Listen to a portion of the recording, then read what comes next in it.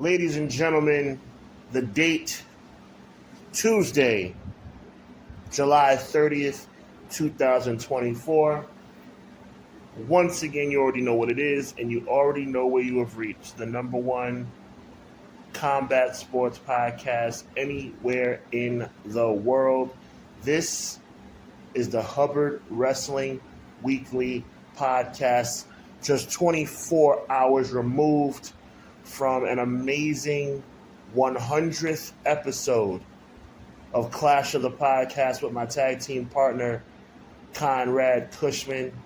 Had a great show last night. Going to keep the momentum going right here with HUBBanomics Volume 13. Make sure you check us out every Monday night. We just had our 100th episode. Clash of the Podcast will be back next Monday for episode 101. But let's get down to business right here for HUBBanomics Volume 13 as we discuss the reigning AEW World Tag Team Champions. I'm talking about Matt and Nick, the Young Bucks. I know there's certain people that may have an issue with these guys. I know Conrad, my tag team partner on Clash of the Podcast, every Monday night, 6:05 Eastern Standard Time, is not a big fan. But I got to be honest with you. I see some good in these guys. And let's just start with the basics, okay? Matthew and Nicholas Jackson are still one of the top 5 to 7 tag teams in the world today. Let's just take that out of the equation. There is nothing that can be disputed about that. They are still one of the top 5 to 7 tag teams in the world today. They are the reigning AEW World Tag Team Champions. Yes, they have had some backstage, behind the scenes issues that have caused their reputations to be sullied a bit. But in the present landscape of the world of professional wrestling, you have to give these two guys credit for their contributions to the industry. AEW is putting on quality programming. Really excited about what's coming up this coming Wednesday with Blood and Guts. Essentially, war games on free television. I mean, this is going to be absolutely outstanding coming up tomorrow night, right?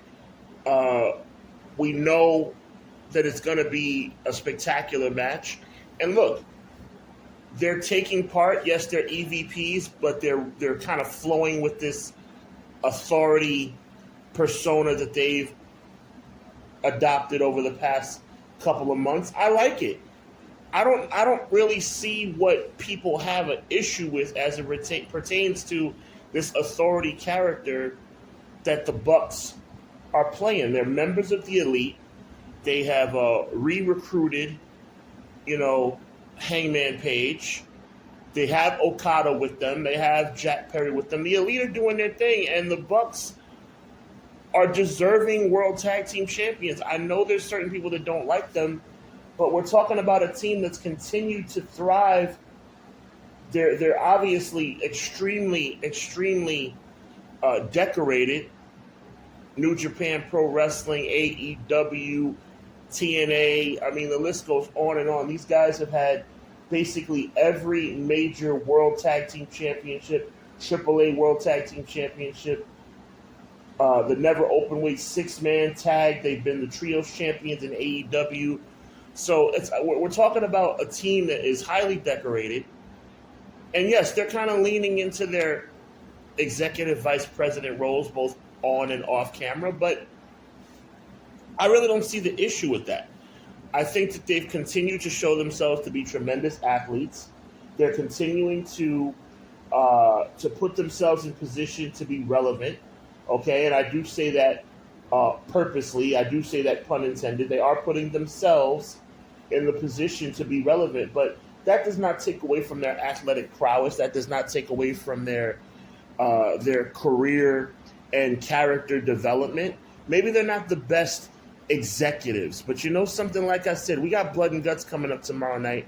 By the way, make sure you check out Conrad and my guy Derek tomorrow night after AEW goes off the air at 10:10 p.m. on the Everything Pro Wrestling channel for their exclusive AEW review show. Well, they'll be talking about Blood and Guts. The Young Bucks, for me, are a hybrid tag team. They are a team that has shown themselves to be very innovative as it relates to tag team wrestling. As a matter of fact, it's arguable that their moveset as a tag team could be the greatest moveset that any tag team has ever had.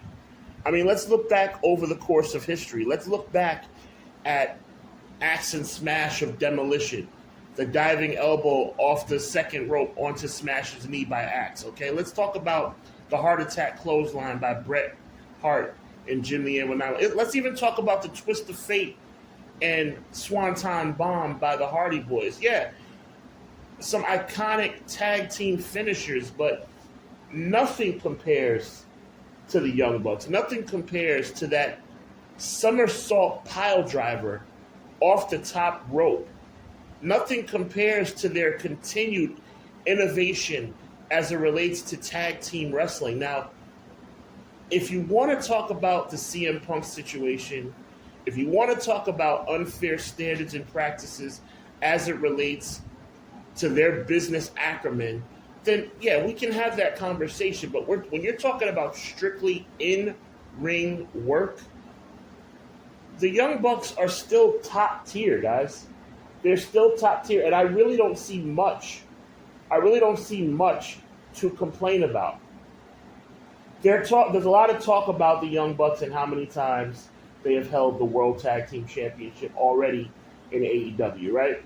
There's talks that, okay, well, why is it that they're the only team in AEW history that are the 3-time AEW World Tag Team Champions? Well, yes, they probably booked themselves to be the World Tag Team Champion. Yes, they have influence over Tony Khan and the powers that be in AEW. Okay, great. But my question to you is this. Can you definitively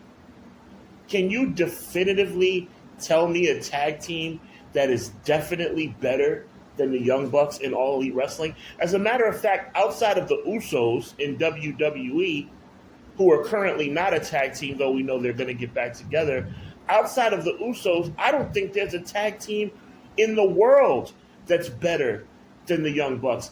I mean, you want to talk about ABC, the reigning and defending brand new TNA Impact Tag Team Champions? Okay, that could be a possibility. I think ABC, a.k.a. the Bullet Club, are outstanding. But the Young Bucks have continued to prove themselves time and time again on the grandest of stages.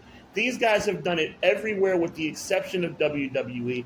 And I believe if they were in WWE, they'd set the world on fire there as well if they weren't shackled by the ridiculous storyline writing of the people that run the show up in Stamford, Connecticut. But I digress. The Young Bucks are still relatively young, even though we call them the middle-aged Bucks sometimes, right? We're talking about a guy that's 39 years old in Matt and 34 years old for Nick. There's no question that they can continue to be mainstays in their own company. They've proven themselves to be stellar athletes. They've proven themselves. Look, let's not talk about how the Young Bucks never do business the right way. Okay, yes. Again, elephant in the room, the CM Punk situation, the situation with Adam Page, picking sides, locker room gossip, this, that, and the third, whatever the case may be. But you know what? If you're going to talk about their bad, let's talk about their good. Let's talk about how they were the ones that lost Sting's final match. They lost the match to Sting and Darby Allin in Sting's final match. That was good for business. That was something that was fan-friendly. If they wanted to kind of just push all the chips to the middle of the table and say, we're going to do whatever we want, whenever we want, they would have won that match. But no, they sent Sting off to retirement the right way. So it's not like the Young Bucks are the void of making sound fan-friendly decisions. It's just the CM Punk situation and their roles as executive vice presidents that cloud people's judgment. Again, I see what people like Conrad and Derek on Everything Pro Wrestling on Wednesday nights at 10 p.m. talk about with the Young Bucks and about the elite in general, about how they're kind of like maneuvering and shifting their way politically backstage to get their way. But at the same time, I mean, what's the difference between the elite and, like, I don't know, back in the day, the Clique, Shawn Michaels? As much as I love Shawn Michaels now, he's a different man now, God bless him. But back in the day, Shawn Michaels, Triple H, Kevin Nash, Scott Hall, God rest his soul, X-Pac, they did the same exact thing. They did the same exact thing. Right? So what's the difference? What's the difference? And Triple H is still playing politics to this day. How come we're so quick to call out the Young Bucks, to call out Kenny Omega, even though he's recovering right now, get well soon, call out, the powers that be in AEW, who are wrestlers / decision makers, but we're not quick to call out people like Triple H, quick to call out people like Bruce Pritchard, who make extremely poor business decisions in the world of professional wrestling. How come we don't call out the atrocity of Scott D'Amore being let go by TNA Wrestling? And I love TNA Wrestling, but that was a terrible decision. Let's not act like the Young Bucks are the exclusive holders of those who make terrible decisions in wrestling and booking sports entertainment. It's just not true. There's room for improvement across the board, but the Young Bucks continue to be the standard in tag team wrestling. I started off the show tonight, HUBBanomics Volume 13, Young Bucks edition. I started the show off tonight saying that they are one of the top 5 to 7 tag teams in the world. Listen, that might even be shortchanging them.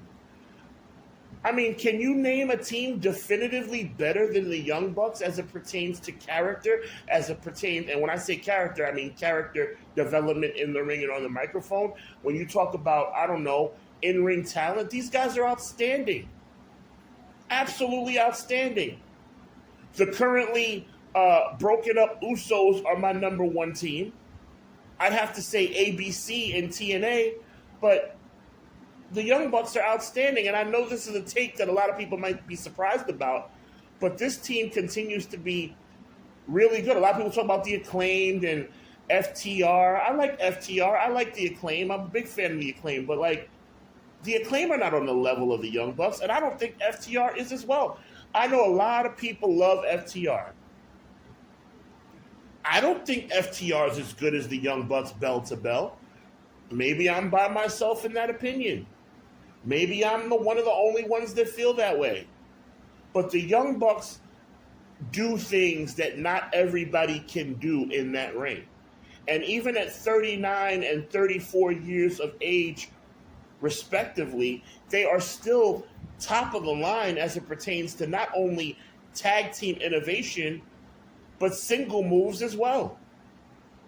Again, we're talking about bell to bell. We're not talking politics here. If you want to bring in politics, yes, they have a lot to improve upon. Yes, they have a lot of business and professionalism to get better on. But the Young Bucks in 2024 are still really, really good.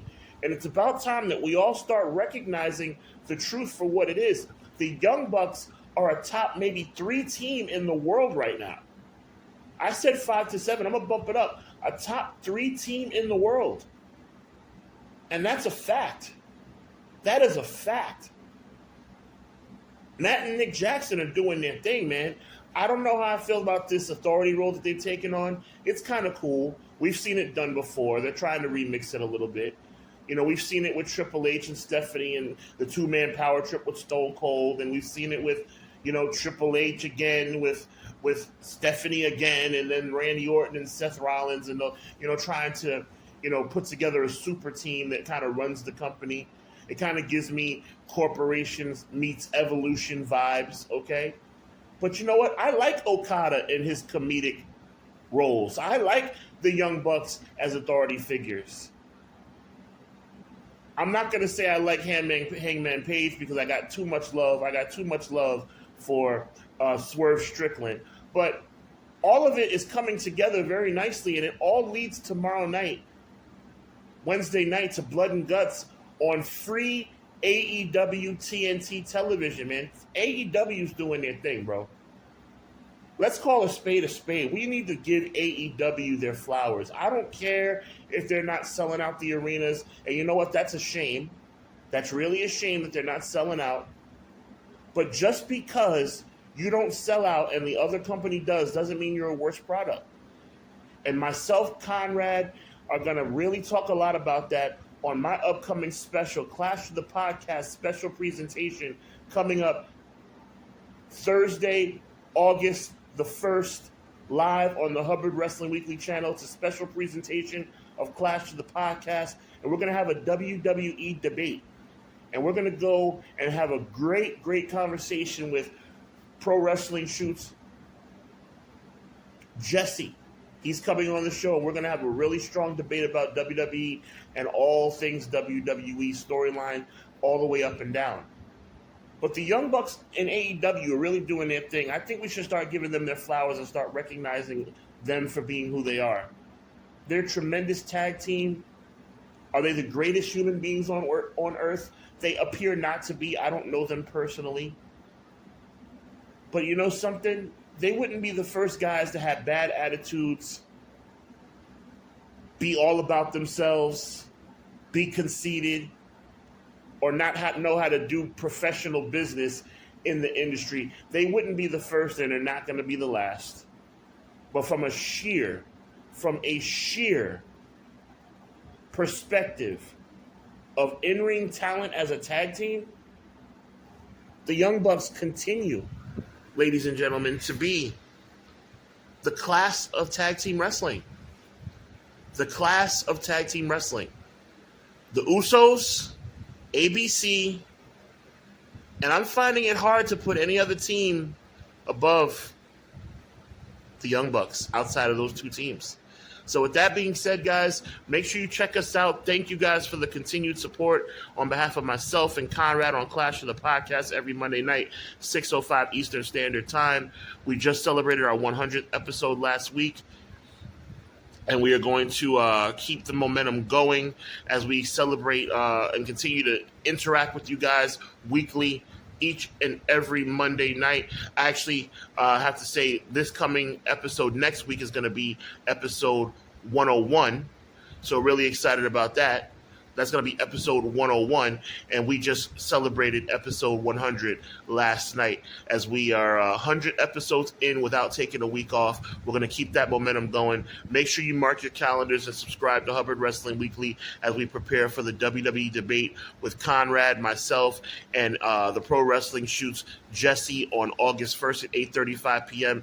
Eastern Standard Time. And as always, God bless, be encouraged. Evil never prevails. We'll check you next time. Later.